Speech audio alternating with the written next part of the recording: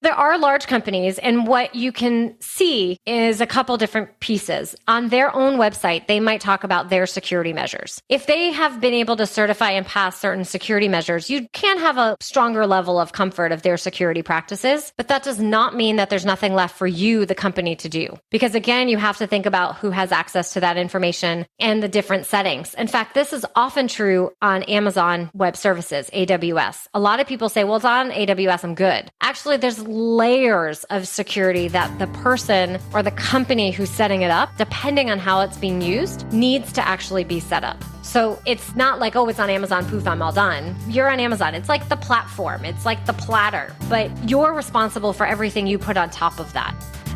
Welcome to the Mitlin Money Mindset Show.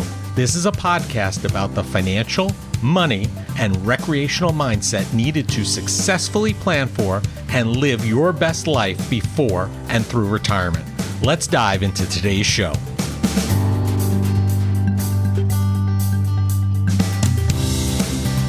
I'm Larry Sprung, your host for the Mitlin Money Mindset Show and founder and wealth advisor of Mitlin Financial. Today's guest is Jodi Daniels, founder and CEO of Red Clover Advisors, a privacy consultancy helping companies from startup to Fortune 100 create privacy programs, build customer trust, and achieve privacy law compliance. Founded in 2017, Red Clover Advisors is currently one of the few certified women's business enterprises focused solely on privacy. Jodi is a certified information privacy professional, a national keynote speaker, and has been featured in The Economist, Thrive Global, Authority Magazine, Medium, and is also a member of the Forbes Business Council. And if that wasn't enough, she's also the co-host of She Said Privacy, He Said Security podcast. Privacy, the internet, and business are all top of mind and concerns for most out there. So stay tuned to hear what you should be doing to maintain the privacy of your business,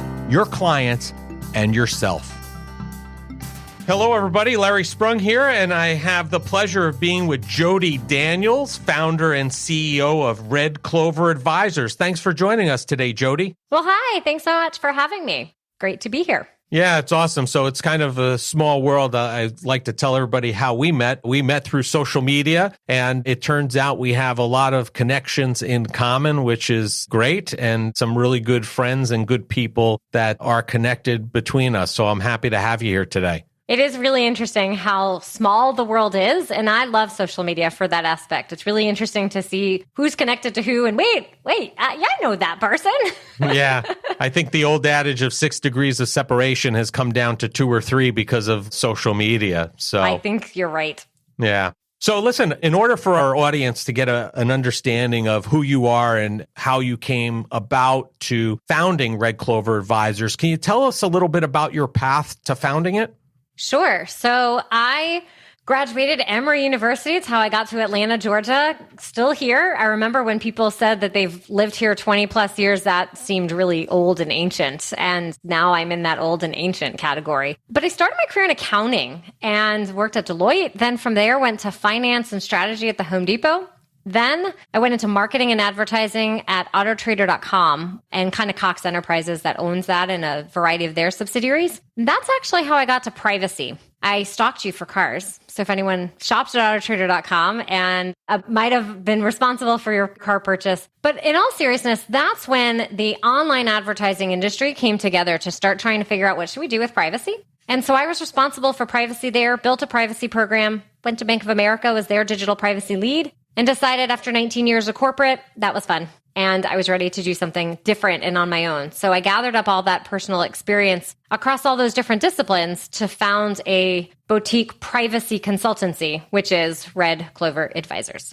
Yeah, so tell us a little bit about privacy is obviously something that's talked about pretty often these days with the internet being so prolific and everything online. What does Red Clover Advisors specifically do in that area? Right. Well, almost everything is online these days. You're either B2C where you're collecting information. Maybe you're a restaurant and placing my order. I'm buying my new favorite shirt. So you have my information, my address, my financial information, my favorite shirt size, everything about me. Now you want to market to me because you want to sell me more things. Maybe you're B2B and you're a tool that can collect customer information, help me market better. Your whole service is online. And there's a variety of privacy laws now that our companies have to adhere to. They have to understand the data that they collect, what they're doing with it. Individuals have rights. And so what we do is we help companies understand what their obligations are as it relates to different privacy laws. And we're the guide. We're helping them understand what is this law and how does it apply to them?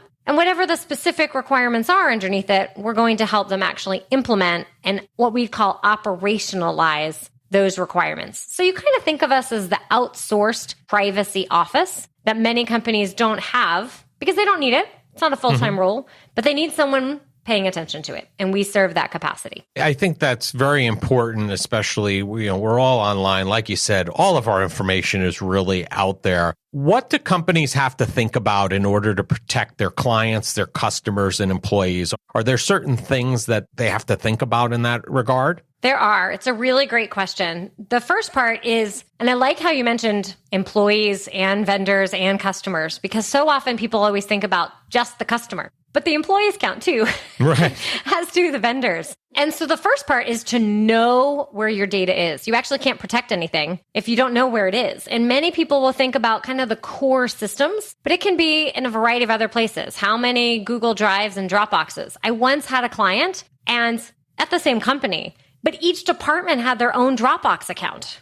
There's no centralization. Everyone had to understand, well, how many Dropbox accounts are there? So you have to really understand where your data actually is. And then who else is it going to? Who are the vendors that you're sending that information to? The first part is you're going to want to understand who that vendor is and what their levels of security are. What are they doing with that data? And how are they protecting it? On your side, you want to have a strong password.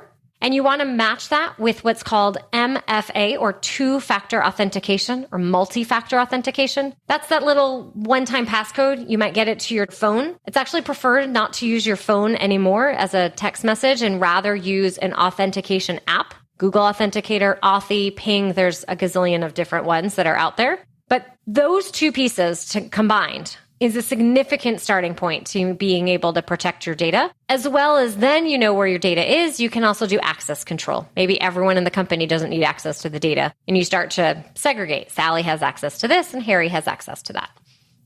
Now, you say about multi-factor authentication. I think the most common one happens to be, and probably one of the first ones was really the text message option. Maybe email was before that. I don't know. But why is the recommendation to steer away now from the text message as the multi-factor authentication, as opposed to now you're saying using one of these authenticator apps, if you will? Sure. So the reason behind that is that people are now able to port phone numbers and kind of steal the phone number. So if you steal the phone number and then try and reset everything to the phone number, now you have access. And it's actually happened. I have a good friend of mine who this exact scenario happened. And thankfully, they were on top of it pretty quickly and were able to recover money from their bank account. But it is a real thing. And so that is why.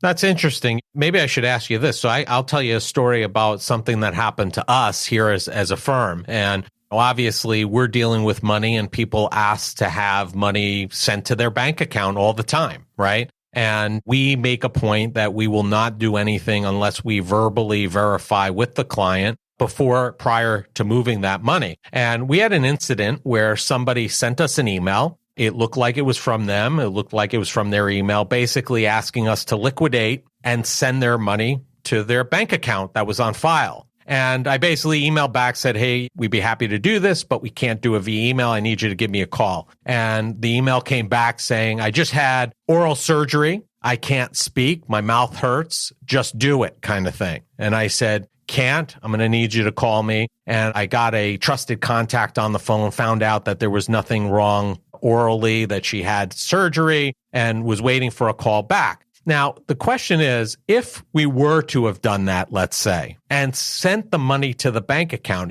how do these criminals, if you will, how do they divert the money from her bank account to this place if we were to just send it to her bank account on file? Is that possible? It is. The new technical nuance is probably not exactly my specialty, but It can be. They have other ways of, as soon as it's kind of in there, to go in and maybe have set themselves up as another user and push it out. You know how you can have multiple people within and kind of once the money is inside, you can then divert. So they can go and set something like that up. Traditionally, what they've done is they've gone in and they've set up a different bank account. So it's kind of more of a fictitious one. As soon as you send the wire, it's not actually going to who you think it is. It's going to them. But in this situation, had you actually sent it to the correct bank account, a malicious actor still could have said, as soon as it hits, send it out again. And push the money out another way. That's amazing. Your process is actually the preferred process. So good for you for making sure that you stuck with it. And to anyone listening, it's a hassle. We think in today's day and age, like, really, why do I need to call you? Who calls people anymore? Right. But no, you actually want to call whenever you have a business wire and something along those lines happening and making sure that it's going to the right place. Yeah, it's crazy. So listen, there are obviously things that companies should be doing to protect their data and the people mentioned above, the clients, the customers, and employees. Other than the multi-factor authentication across the board, what are some brass tacks minimums that companies should be doing? I guess voice verifying, withdrawals and things like that also. What are some brass tacks minimums that companies should be doing to protect their data and those people? Well, you want to know who has access. So I mentioned access control a little bit, but that's a really important one. Who has access to a customer's account? Who has access to diverting money, inbound or outbound? Who has access to all of the financial information or all of the details about that customer? You actually have personal data, but there's also confidential data within that, right? Regardless of what kind of business you're in, you have confidential information, and you don't want that information to get leaked either. So strong access controls, people kind of call it identity management, making sure that you have Jodi really logging in as Jodi and not Fred. Who am I? So that's going to be a really important one. The vendor piece, many people are working with third parties, maybe independent contractors or consultants, and also potentially around the globe. So you want to understand, well, where is that data going? Are they on their own devices? Is it in their own Google Drives? Are they downloading that? And removing access from people that you're no longer working with is another important piece. So oftentimes companies are asking the questions, well, who are you and what are your security practices? Do you have training? Where do you store information? Is it encrypted? That's another really important piece, is how data is sent. Data should be sent in an encrypted fashion. You can encrypt a laptop. You can use encrypted or secure email. If you have to send big files, use secure file transfers. Don't just send your social security numbers and the massive W-2 Excel export in email. Don't do it. And I can't tell you how many times that actually still happens. And I'm sure a lot. Really still happens all the time. And it's incredibly expensive. It can be from thousands of dollars to millions of dollars from one Excel file of employee W-2 information. Right. Now, are there specific vendors, because you've mentioned Google, for example, Google Drives a couple of times. For a company to vet the privacy of a Google's not going to respond to a request necessarily of, hey, we want you to fill out this questionnaire or this checklist to make sure that you qualify based upon our security requirements. Are there some vendors that are just like by de facto, they qualify for those criteria that you mentioned, that you can use them without really having to go much further and just know that they're a safe provider from a privacy standpoint? So I think you always have to, and I just picked on Google because it seems like so many companies are often using Google Drive. I personally use Dropbox. There are large companies, and what you can see is a couple different pieces. On their own website, they might talk about their security measures. If they have been able to certify and pass certain security measures, you can have a stronger level of comfort of their security practices. But that does not mean that there's nothing left for you, the company, to do. Because again, you have to think about who has access to that information and the different settings. In fact, this is often true on Amazon Web Services, AWS. A lot of people say, well, it's on AWS, I'm good. Actually, there's layers of security that the person or the company who's setting it up, depending on how it's being used, needs to actually be set up. So it's not like, oh, it's on Amazon, poof, I'm all done. Well, you're on Amazon. It's like the platform. It's like the platter, but you're responsible for everything you put on top of that. And there's all kinds of different settings. We met on a social media platform. So think about all the different settings there. Do you want your post to go out to everyone, not to everyone? There's different privacy settings. Sure. We have to control that. The same is true on the security side. Okay. Obviously, there are probably a lot of different size companies and business owners that are listening to this. How differently does privacy need to be handled based upon the size of a company? Does a $500,000 revenue with 1 or 2 employees have to act differently than a company that has hundreds of employees and millions of dollars in revenue? Or can they be expected to handle things the same way? Or should they? It's a really interesting question. If for anyone listening, if they do business in Europe, and you don't have to have a physical location in Europe, you just could have Jodi as a customer in Europe, just one. That's all that you need. Or you're trying to target Jodi, and so you have a lot of marketing activities. It's equal. Whether you make $1, $1 million, or $1 billion, it doesn't matter. It's focused on the personal data, and it's an individual fundamental right. Here in the United States, we're very company friendly and compliance friendly. We don't want burdens on smaller businesses. So many of the privacy laws, not all of them, but a lot of them, and especially the new state laws that are starting to emerge, have floors and thresholds, and they do it either by revenue and or the amount of personal data.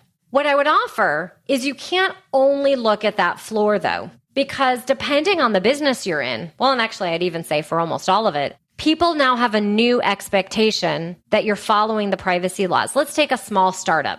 They're trying to probably get the big company as the customer. Right. So is the big company as the customer going to say, you know what, you're small. It's okay. You can do anything you want with our data. That's fine. You don't need to comply with any laws. Probably not. Right. So to compete, they have to play at that game. And that means they're going to need to comply with that particular law, even if they're smaller than the official threshold.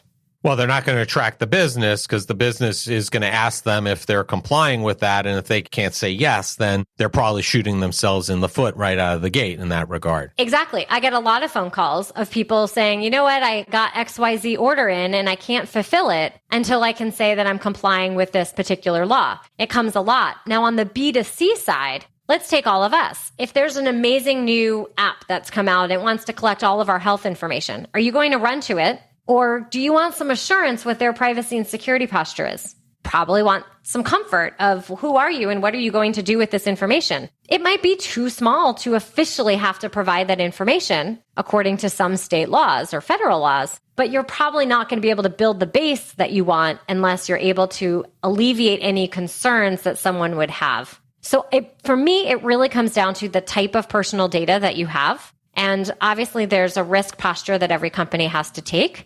There's a technical answer, which is yes, there are some floors, but then there's the reality. Right. And then you talk about federal and state laws. Are they congruent with each other, or is there some dichotomy there where there's some interpretation where the states are either more protective versus the federal laws or vice versa? How does that work? The federal laws right now, so in the United States, we have what's called a sectoral system. We're all probably familiar with HIPAA, that's going to manage healthcare. It's a federal law. Then you have Gramm-Leach-Bliley Act, GLBA, which is going to cover the financial. For marketing, why we can all opt out, there's a marketing law for email. There's a marketing law for the phone calls and text messages. There's actually not a federal law that covers just overall data privacy, like that exists in Europe. So in Europe, it's called GDPR, the General Data Protection Regulation. It's why many listeners probably are used to seeing cookie banners and privacy notices all over the place. Right. That's just the little external part. What's happening in the United States is the states are starting to create the privacy laws. The state of California is the one that created the most comprehensive privacy law in the United States of this time.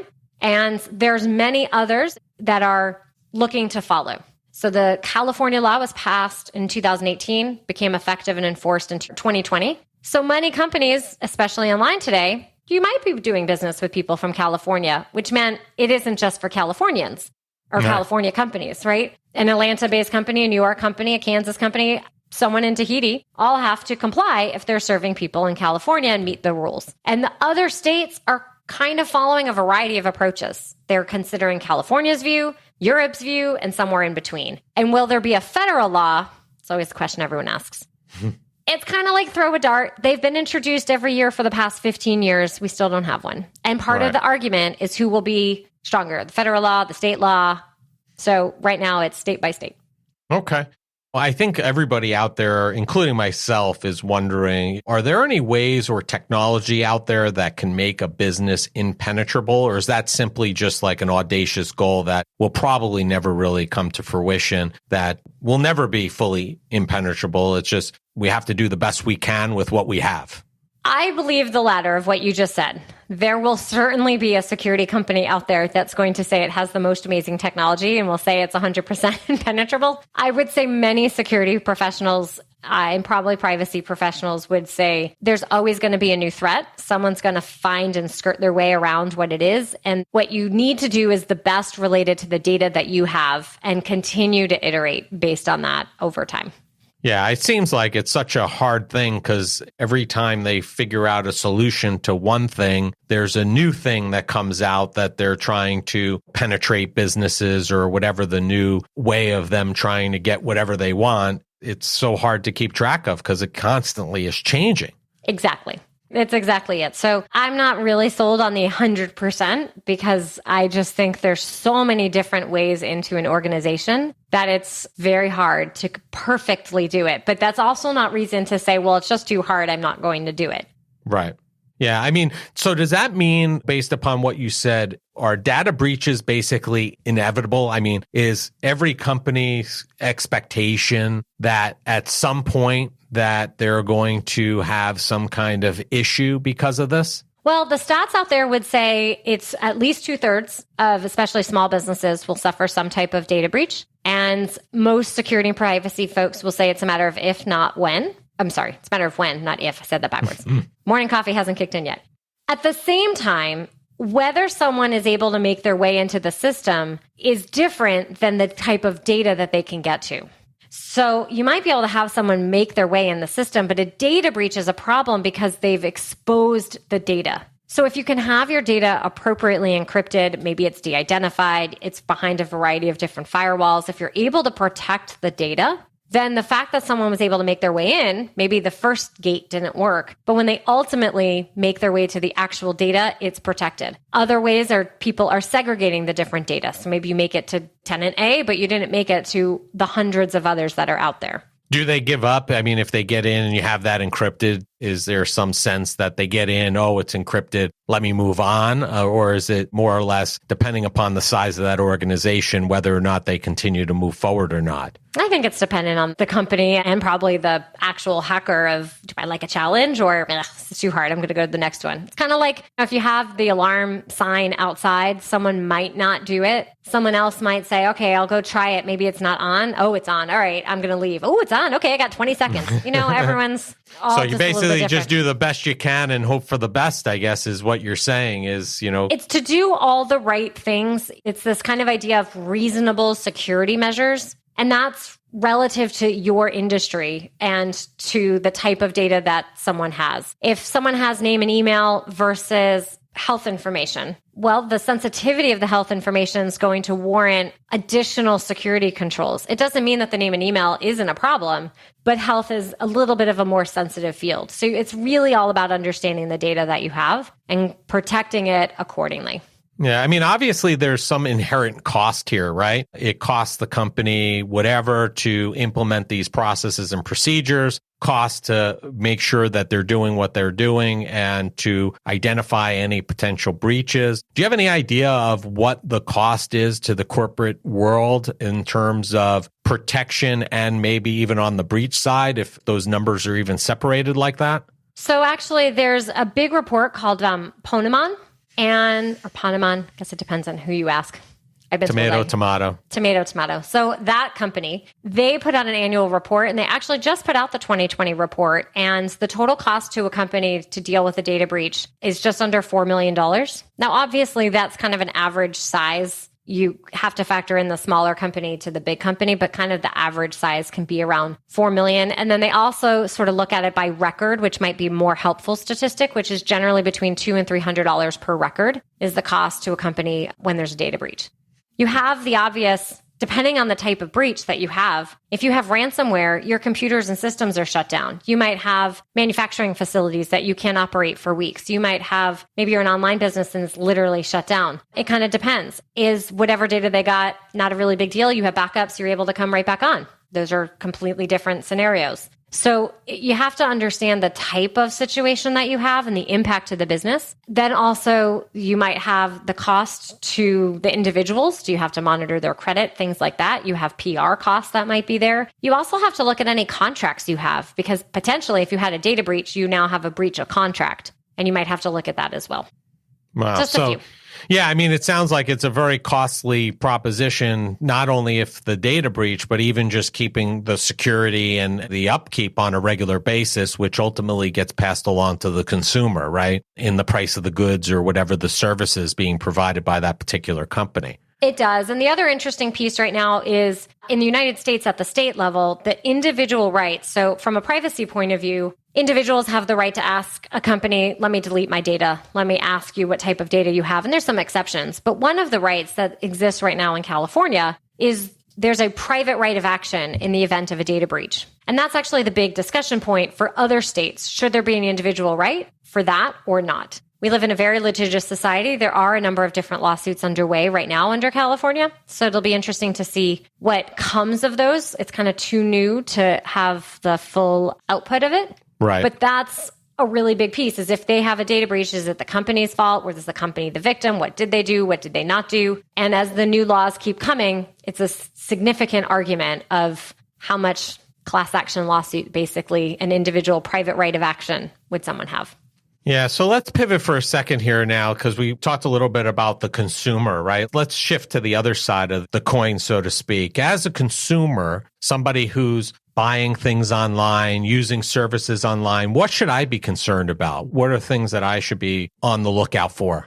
Well, you probably do want to know the company you're buying from and what they're doing. So from a security standpoint, the basic one, does it have an S on the website? Is it a secure website? You would be surprised today how many websites are still not secure. If you go to a non-secure website, don't buy something.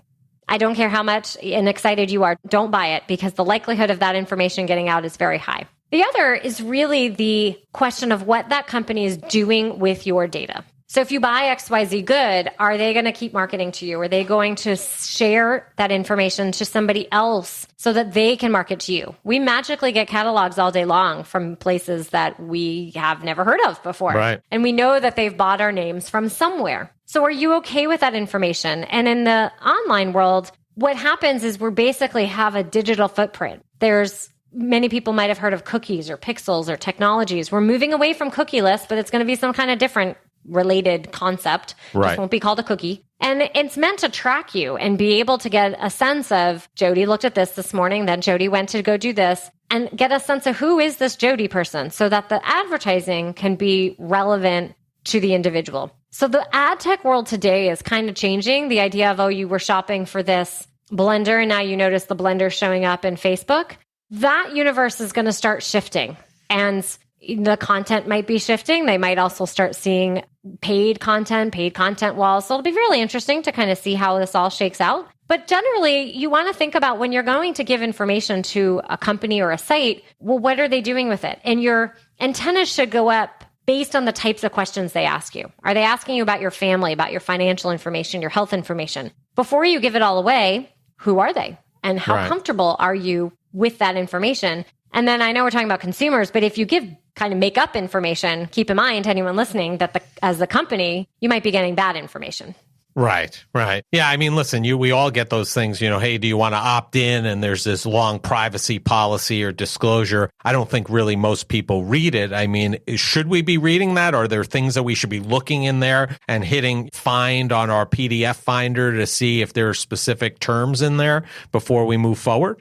Yeah, so you do want to read those. I write those things. You do want to read them. So there's a couple interesting pieces. So first is Apple is actually pushing the industry forward with kind of nutrition label-like privacy notices in the App Store. So today, if you're going to download an app, you can click on the privacy link, hit it, read whatever you want. In the future, you're going to have sort of a privacy. First off, you're going to have boxes that pop up. Do you want to share your tracking information with XYZ app? Do you want to be tracked? Do you consent to that? Then there's going to be a privacy thing with kind of pictures and explanations of the type of data that they collect, use, share with third parties. And the big new buzzword is sell and or share. Now, when people hear the word sell, companies aren't always selling data, but under the California law, it's a very broad definition, and kind of all the advertising can sometimes be construed as sell.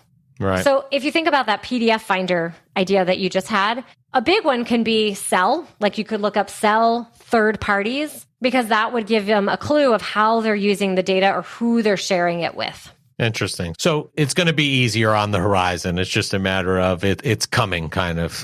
We have to wait for it. It is coming. And then for anyone who doesn't like being tracked, all the browsers are moving towards browser control for being able to opt out. And the way that kind of works is you can go in on the browser, but it doesn't really work if the other side, if the website's not honoring it. So all the browsers have sort of new modern versions of these do not track capabilities, and you're going to have more and more companies starting to honor it because of the different state laws.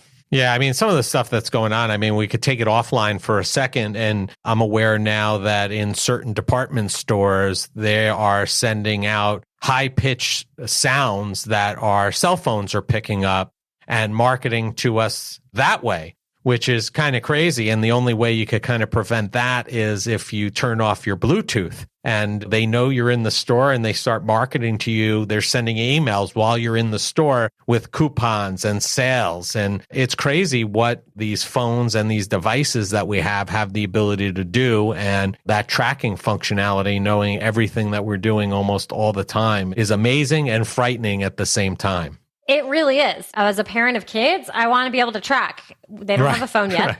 I'm the terrible parent because they don't have a phone. But when they get their phones, eventually in years to come, then I want that capability. But the key is notice and control. And that's the really important piece from a privacy point of view, that the laws are now kind of here to try and make them happen. We could have a whole different conversation. Is that going to be effective or not? But you always have companies who are trying to push the envelope and they don't inform and they don't give you choice. And that's really where the challenge is, because if you told me what you're doing, maybe I feel a little bit better. I might not have felt like you were stalking me. If you give me choices, now one could argue it should be opt in or opt out. We won't do that debate here. But the idea of choice and informed choice is really important. Sure. So you mentioned it earlier about the S at the end of the HTTPS, that you said, if the S isn't there, whatever you're looking to buy, however you love it, do not buy it, because the likelihood of an issue there is very high. So that's something right away that's very easily actionable. I'm not buying from that provider for that reason. Are there any other red flags that are similar to that you don't have to go through the whole privacy thing? That's just as easy. If this, then you really want to stay away without having to even go through those documents and those opt-ins, opt-outs.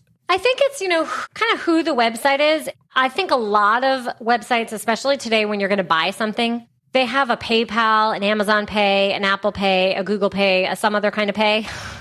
And all of those are good options. The less you can give an actual website. So many of the websites might not be taking the data directly. Like, let's take a credit card. They generally have a third payment processor behind that's actually receiving that information. But the less places that you can have, the better. So if you see an option with a PayPal or any of those others, pick that. If it's a secure website, if you feel like this is a legitimate website, then feel comfortable putting in your information. In terms of legitimate website, if you're looking for some type of special like owl nightlight for grandma, and you stumbled upon owlnightlights.com and you've never heard of them before, is the English good? Does it look like a real website? Because unfortunately, there are so many websites today that are trying to take advantage of people. And the kind of connected to that is if you get an email that you've never heard of this company before, don't click on that. Right. If you're kind of curious and think it's legitimate, at least go to Google and type it in and see if it's legitimate. But so much comes through those emails and it's all a phishing scam. And so for anyone not quite familiar with phishing, phishing is all about where they're trying to get your information by hooking you through an email. So when you click that link and start typing, it actually gathers all the information. It might not even be a real website. Right. And that is off the charts, especially nowadays, and will continue and remain to be one of the easiest ways for hackers to get in an individual all the way to multi-billion-dollar companies is through a phishing email. Yeah. And like you said, with the payments, I try to use Apple Pay whenever I can with my credit cards, because I learned a couple of years ago, which I had no idea, that when you pay that way, it doesn't actually even transmit your real credit card number or the address information, and the level of security is that much higher. So I try to use that as much as possible because of the protection feature, which a lot of people aren't aware of. I think Apple should really do a better job marketing that piece, because I think if people were aware of what it does by paying that way, I think it would really up the utilization of that tool if people were really aware. Yeah, that's a very good point. Yeah. Well, listen, it's been a pleasure. We sum up every show by asking each guest the same question, which is, what did you do today that brought you joy and put you in the right mindset for success? That's a good one. Can I have two? I have to Sure. have two. All right. Sure. So the first is that I started my day by snuggling with my kids, and that always brings me joy. And the furry dog. But I also took some time this morning for me. I made a good cup of coffee and just took some time for me this morning before starting the week. And I think that's really important, is to have, whether it's 1 minute, 2 minutes, 15 minutes, but some amount of time for each person in the morning. Yeah, you probably wouldn't want to have the cup of coffee and snuggle at the same time. It might hurt one of the kids. No, that probably wouldn't work. But there's nothing like little kid snuggles. I agree. Unfortunately, mine are now 15 and 18, so there's no more little kid snuggles any longer, but I do remember those. So if people want to find you, we're going to have all your information in the show notes, but what's the easiest way for them to learn more about you and Red Clover Advisors if they want to learn more? Yeah, come visit our website. So redcloveradvisors.com. We have a ton of free resources that are there, articles, a podcast, and oodles of information to learn more all about privacy. Great, Jodi. It's been a pleasure having you. It's been very enlightening for me. I love talking about privacy because this is very fascinating and very important in my industry and my business. So I love learning about this stuff. And I want to thank you for being a guest on the show, and make it a great day. Thank you. You too.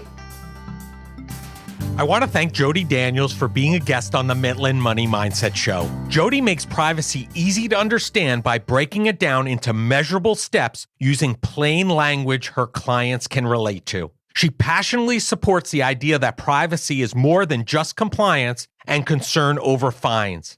It's a human right we all deserve. She has made it her mission to help businesses build trust and transparency with this core value at its foundation. Jodi and Red Clover can be found across all social media platforms, and all the contact information needed to find her can be found in the show notes.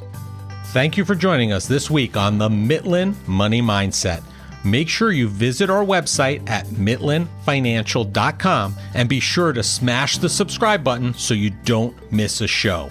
We encourage you to help others find our valuable content. And listen, please, don't keep us a secret.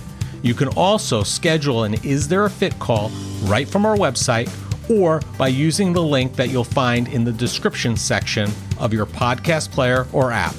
Be sure to join us for our next episode to learn more about the mindset needed to successfully plan for and live your best life before and through retirement.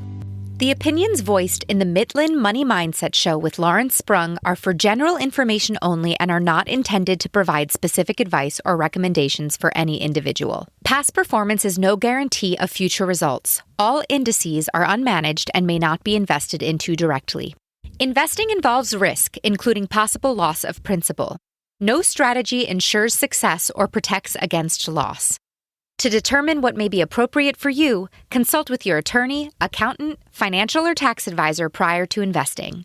Investment advisory services offered through CWM LLC, an SEC registered investment advisor. Guests on the Mitlin Money Mindset Show are not affiliated with CWM LLC.